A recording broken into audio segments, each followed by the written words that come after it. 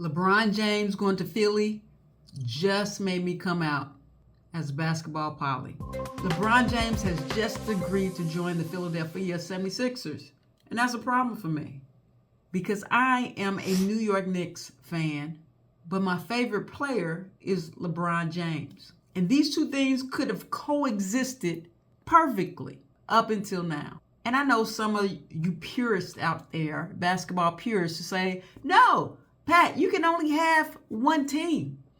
And your favorite player has to be on that team. Ho, ho, ho, ho. That thinking is outdated. Everybody now has a team and a favorite player they like on the side. I am just admittedly and proudly a basketball polyamorous. See, I love the Knicks because the Knicks give me community and LeBron gives me inspiration. So the New York Knicks, because I'm a New York City fan and I love everything that New York represents. They are that kind of hard hat, lunch pail. They still stylish and they got swagger. That's me. That's my community. That's what I love.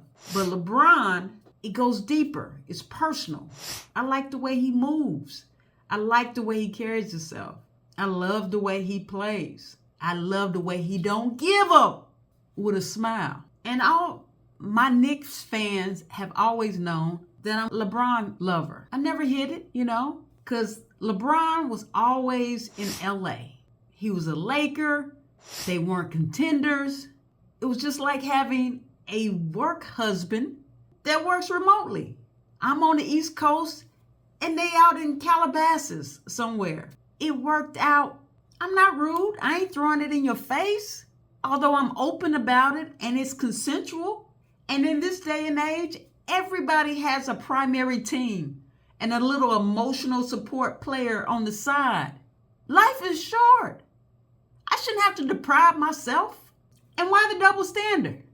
Why do the players get to change teams every 4 years, but the fan base, we got to be faithful for decades upon decades after winless seasons? That's the kind of sports monogamy that's only expected of a Cleveland Browns fan. And ask yourself, do they look happy? No. So let me get this right. Ownership can trade everybody that I like, fire the coach, rebuild for 9 years. But I'm disloyal because I happen to love a consistent top 10 player in the league. But the organization can explore its options. But during free agency, I just have to sit at home waiting in a throwback jersey. And I tell you when it happened, LeBron swooned me when he went back to Cleveland and delivered them a championship. That's when he had my love and he had my allegiance forever. And I love him because he's a freak. You know he is. He ran through 3 cities and brought them 4 championships. All them cities got jewelry, baby. LeBron changed what loyalty looks like in basketball. He made it less restrictive. Loyalty no longer means staying in one place with the organization that happened to draft you while they waste your best years. Sometimes loyalty just means keeping a promise, delivering a championship, and then moving on to a city that has the best podcast engineers. I see you, LA.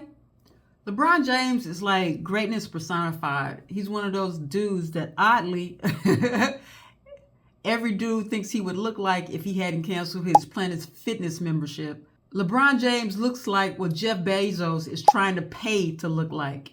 Jeff Bezos has access to every medical professional in the world, but he still seems like he's waiting for LeBron James to put his fitness routine on Amazon Prime. And so now comes the conundrum. For years, my basketball relationships have worked perfectly.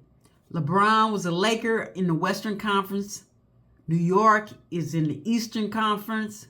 There was no competition. Everything was great. LeBron and I, we were long distance. I could watch him play, admired his greatness, and still come home and root for the Knicks with no questions asked.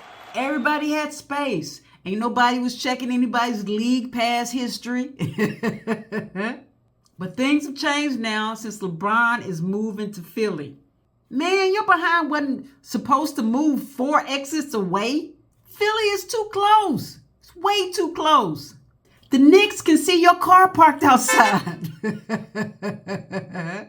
Now, LeBron and Philly and the New York Knicks are not only in the same conference, they in the same division. I'm not a young woman. That's going to wear me out. And this is why poly relationships need calendars.